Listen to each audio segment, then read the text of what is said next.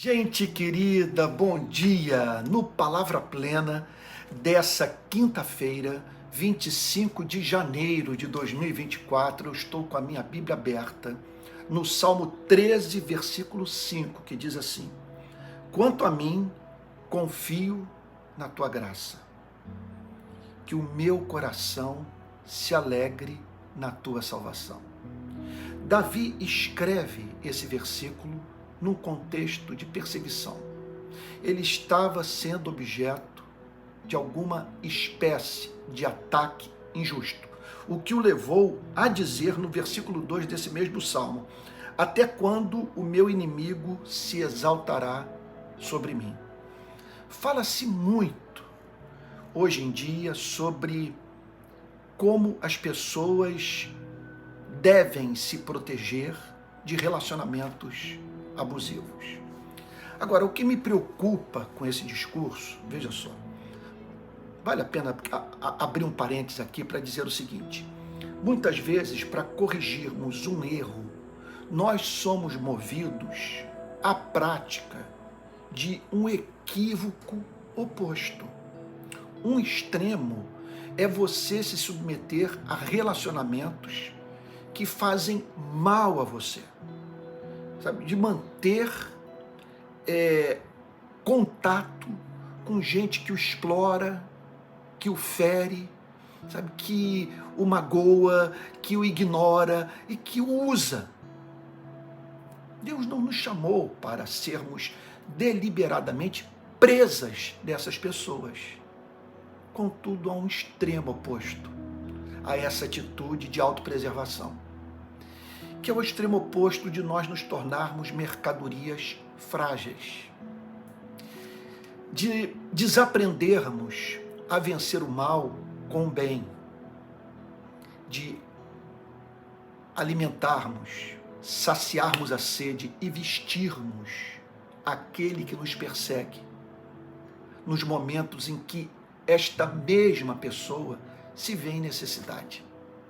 Então, esse outro extremo que me preocupa é aquele que nos torna, sabe, seres humanos muito frágeis e não preparados para os embates da vida, porque lidar com os seres humanos significa, especialmente quando nós os amamos, sabe, significa nós lidarmos com o risco de sermos objeto de ofensa, de esquecimento, de indiferença, sabe, de sermos mal interpretados naquilo que fazemos ou falamos. Isso é da vida. Então veja só, muitas vezes nós destruímos amizades que poderíamos ter pelo simples fato delas não serem perfeitas, ou na mínima expressão de algo que se nos afigura como abusivo, nós cortarmos relação com pessoas. Sabe? E também ocorre de, apesar de cortarmos relação com gente que abusou do nosso amor, nós carregamos no coração aquela mágoa, sabe? Aquela ira agasalhada, muitas vezes velada, inconsciente, que contamina a nossa vida, que nos torna pessoas amargas, profundamente infelizes. Então, qual é a saída para tudo isso? Olha, muita coisa poderia se falar sobre isso, mas eu gostaria de ressaltar, deixa eu abrir um outro parênteses aqui, eu não abro mão, ao tratar dos problemas da alma humana, de abordá-los numa perspectiva cristã. Eu sou muito cético quanto à solução de problemas da alma que não passa pelo conhecimento da verdade revelada por Deus. Nesse sentido, nessa passagem, Davi nos apresenta um exercício mental absolutamente extraordinário e que é capaz de nos blindar para as dores provenientes dos mais diferentes tipos de relacionamento, com as pessoas que nos amam e que nos ferem, como também capaz de nos proteger esse tipo de mentalidade da relação com gente que não tem o mínimo apreço pelas nossas vidas e só quer nos usar. De uma forma ou de outra, veja só, eu não tenho que me preocupar tanto com o que esse que não soube me tratar com dignidade, eu não tenho que me preocupar tanto com o que ele faz ou o que ele deixa de fazer. Eu não posso viver sob a tirania das circunstâncias, dos meus relacionamentos interpessoais. Eu preciso me blindar de modo que me torne livre para servir, livre para amar, livre para permitir que relacionamentos ressuscitem na minha vida. E eu estou mais aberto para transformar inimigos em amigos quando eu sou capaz de dizer para mim mesmo: quanto a mim, confio na tua graça, que o meu coração se alegre na tua salvação. O que Davi fez? Olha, esse quanto a mim é o segredo da vida cristã.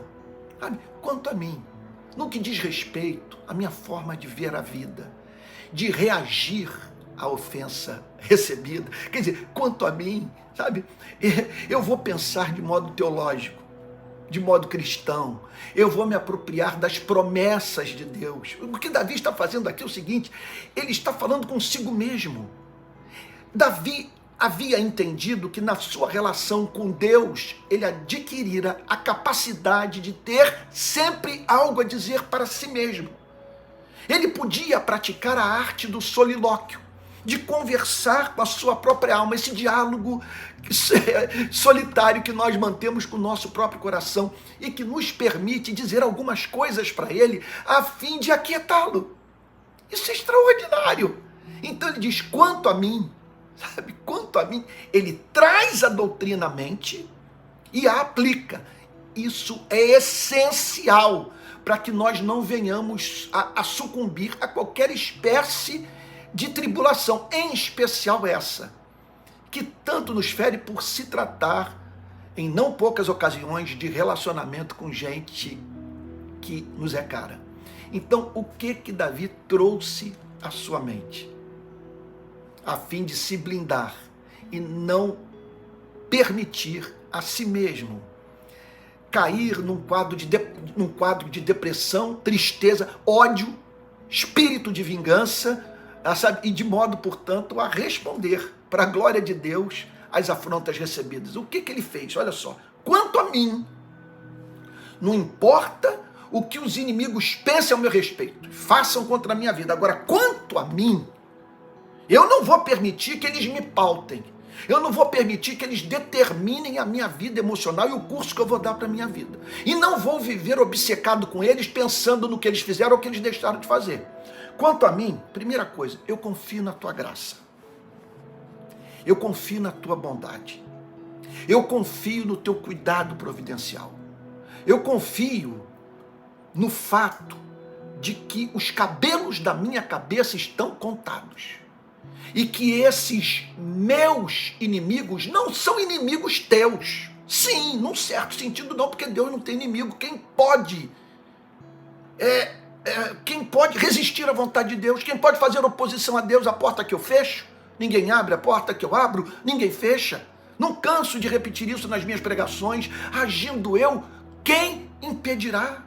No céu está o nosso Deus e tudo faz como lhe agrada. Então, quanto a mim, eu confiarei na sua graça, na sua bondade, no seu amor, na sua capacidade de me tratar com misericórdia e de regular o que os meus adversários fazem contra a minha vida e transformando, e aí que está o ponto, sabe? E transformando o que eles fazem contra mim, sabe?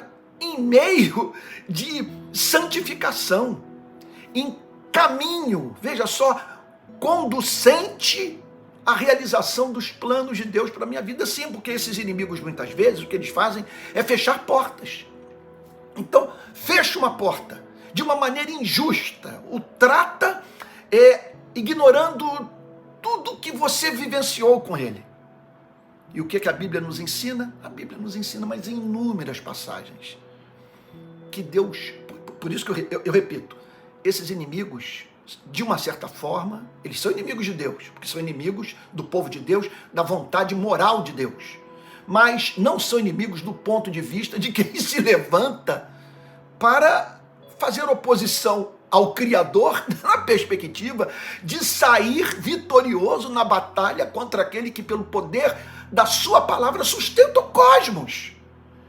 Então, ele é capaz de usar desses mesmos artifícios usados pelos nossos adversários para cumprir o seu propósito na nossa vida. Então, esses adversários fecham uma porta para nós, mas tão somente para que possamos ter os nossos olhos abertos para uma porta que simplesmente não enxergaríamos, sabe?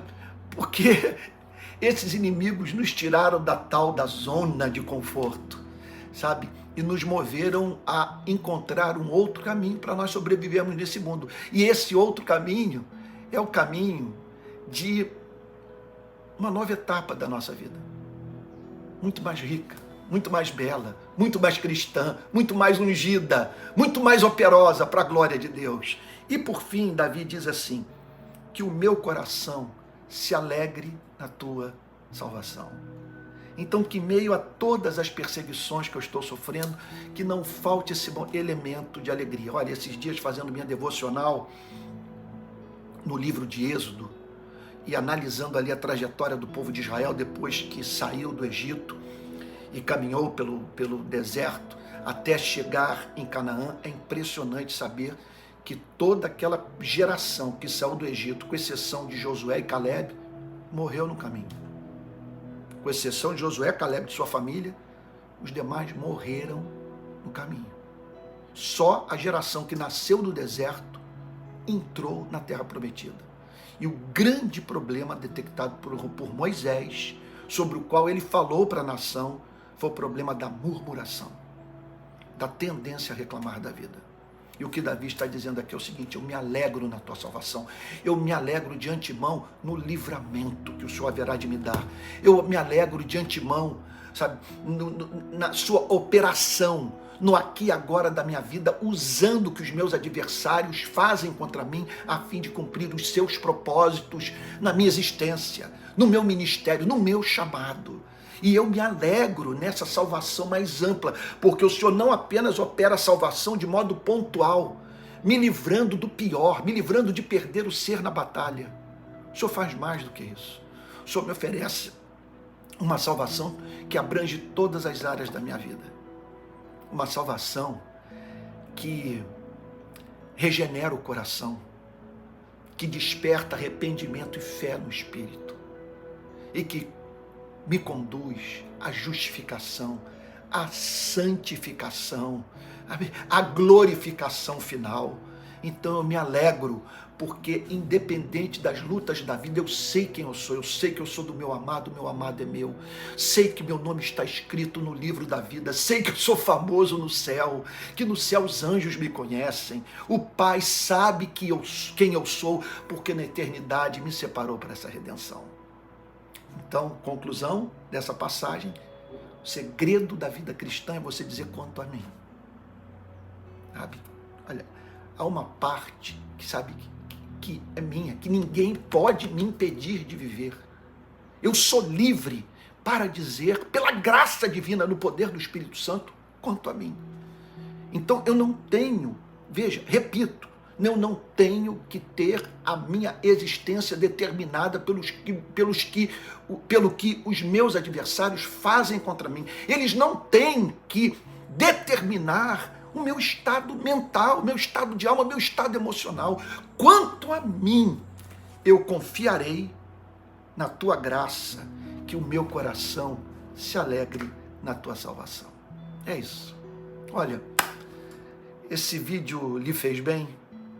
Espero que tenha feito bem. Agora eu vou pedir um help para você, porque eu estou no sonho de fazer esse tipo de mensagem se espalhar pelo país, atingir mais pessoas, e tanta gente sofrida precisando encontrar um modo bíblico de encarar o seu sofrimento. Então eu vou pedir que aquelas coisas clássicas, que todo o internauta pede, todo produtor de conteúdo de internet solicita dos seus ouvintes. Então, o tal do curtir, o tal do assinar a página e tal. E eu peço que você contribua, que ajude a manter esse ministério nas redes sociais. Eu fiz uma opção muito solitária, sabe? Então, sei que eu desagrado os dois lados da disputa que está em curso no país. Isso faz com que eu dependa de uns poucos para levar adiante os meus sonhos ministeriais. E eu peço, portanto, que ao término dessa fala, você dê uma olhadinha